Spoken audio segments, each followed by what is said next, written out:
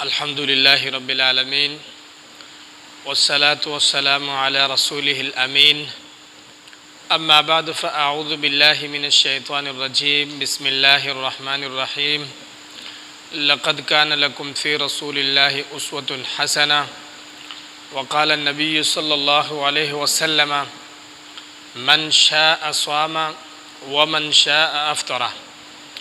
رواہ بخاری رحمہ اللہ۔ معزز سامعین کرام، یوم عاشورہ کا روزہ یہ نبی صلی اللہ علیہ وسلم کی سنت ہے، اور آپ علیہ السلام کے صحابہ کرام رضوان اللہ علیہم اجمعین نے اس دن کا روزہ رکھا اور اس کا اہتمام کیا۔ اس سے قبل نبی صلی اللہ علیہ وسلم سے قبل اللہ رب العالمین کا شکر ادا کرنے کی نیت سے حضرت موسیٰ علیہ السلام نے یہ روزہ رکھا تھا، یعنی 10 محرم کو، اور حضرت موسیٰ علیہ السلام اور آپ علیہ السلام کی قوم یعنی بنی اسرائیل، انہوں نے بھی اس روزے کا اہتمام کیا۔ وہ وجہ کیا تھی کہ 10 محرم کو حضرت موسیٰ علیہ السلام اور بنی اسرائیل کو فرعون کی قوم سے اللہ رب العالمین نے نجات عطا فرمائی، تو اسی خوشی پر موسیٰ علیہ السلام نے اور موسیٰ علیہ السلام کی قوم یعنی بنی اسرائیل نے اس دن کے روزے کا خاص اہتمام کیا، اور رسول اللہ صلی اللہ علیہ وسلم نے بھی اس روزے کا خاص اہتمام کیا۔ نبی صلی اللہ علیہ وسلم نے اپنی امت کو اس کے بارے میں بڑی تاکید سے نبی صلی اللہ علیہ وسلم نے ترغیب دی، اور جب رمضان مبارک کا مہینہ یعنی رمضان مبارک کے مہینے کے روزے اللہ رب العالمین نے فرض کر دیے، تو پھر اس کے بعد نبی صلی اللہ علیہ وسلم نے فرمایا، صحیح بخاری کی حدیث ہے، فرمایا کہ من شاء صام ومن شاء افطر، فرمایا کہ آپ جو چاہے روزہ رکھیں اور جو چاہیں نہ رکھیں۔ تو ہمیں نبی صلی اللہ علیہ وسلم نے اس روزے کی فضیلت کے بارے میں یہ بتایا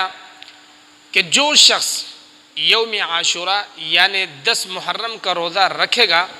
تو اللہ رب العالمین اس انسان کے گزشتہ 1 سال کے گناہوں کو معاف فرما دیتا ہے۔ یہ اللہ کے نبی صلی اللہ علیہ وسلم کا ارشاد ہے، تو ہمیں بھی چاہیے کہ ہم اس دن کا روزہ رکھیں۔ مگر میں یہ بات واضح کرنا چاہتا ہوں کہ آج ہم مسلمانوں کا کیا حال ہے۔ اس 10 محرم کو اتفاق کی بات ہے کہ کربلا کے میدان میں حضرت حسین رضی اللہ عنہ کو شہید کیا بلویوں نے، اور پھر وہ یہی 10 محرم کا دن تھا، یعنی یہی 10 محرم کی تاریخ تھی۔ پھر حضرت امام حسین رضی اللہ عنہ کی شہادت پر آج ہمارے مسلمانوں کے ہاں ایک بدعات اور خرافات سر انجام دیے جا رہا ہے، ماتم کی شکل میں، سبیل کی شکل میں، اسی طرح دیگر اشیاء کھانے اور پینے کے چیزوں کا اہتمام کی شکل میں۔ پھر اس سے خطرناک عمل یہ ہے ہمارے مسلمانوں کے اندر کہ اس دن عورتیں بڑی زیب و زینت کے ساتھ اپنے مردوں کے جلسہ اور جلوس میں نکلتے ہیں، روٹوں پر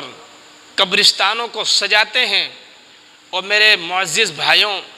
یہ دن مسلمانوں کے لیے ایک بہت بڑا غم کا دن تھا۔ کیوں؟ ایک تو یوم محرم یعنی 1 محرم کا دن، اور پھر 10 محرم 1 اور 10 تاریخ، یہ مسلمانوں کے لیے بہت بڑی غم کی 2 تاریخیں تھیں۔ 1 کو مسلمانوں کو جو سب سے بڑا صدمہ ہوا وہ عمر فاروق رضی اللہ عنہ کی شہادت، یعنی عمر فاروق کی شہادت تھی، اور اسی طرح 10 محرم کو جو مسلمانوں کو غم اور صدمہ ہوا تو وہ امام حسین کی شہادت تھی۔ آج ہم نے امام حسین کی شہادت اور اس کے غم کو بھلا دیا ہے، مگر آج ہم خوشیاں منا رہے ہیں۔ ہم ان لوگوں کے کردار اور گفتار پہ چل رہے ہیں، جو امام حسین کے بھی قاتل تھے اور حضرت عمر فاروق کی بھی قاتل تھے اور حضرت امام حسین کے ابا جان یعنی علی کی بھی قاتل تھے اور حسن کی بھی قاتل تھے اور عثمان رضی اللہ عنہ اس کے بھی قاتل تھے۔ آج ان قاتلوں کے ساتھ ہم بے خوشی مناتے ہیں۔ اپنے معاشرے کے اندر ہم اس بدعات اور خرافات کو بڑی عروج سے اور بڑی دلچسپی کے ساتھ ہم سر انجام دیتے ہیں، تو لہذا ہمیں چاہیے کہ بدعات اور خرافات سے بچیں، اس قسم کے رسومات سے بچیں اور صحیح معنوں میں دین اسلام کو اپنائیں اور اپنے صحابہ کی سیرت کو سمجھیں اور سیکھیں۔ اللہ سے دعا ہے کہ اللہ رب العالمین مجھے اور تمام سامعین کو صحابہ کرام رضوان اللہ علیہم اجمعین کی سیرت کو سمجھنے کی اور پھر اس پہ عمل کرنے کی توفیق عطا فرمائیں۔ وما علینا الا البلاغ۔ خیر کی بات آگے شیئر کیجیے اور اپنے لیے صدقہ جاریہ بنائیے۔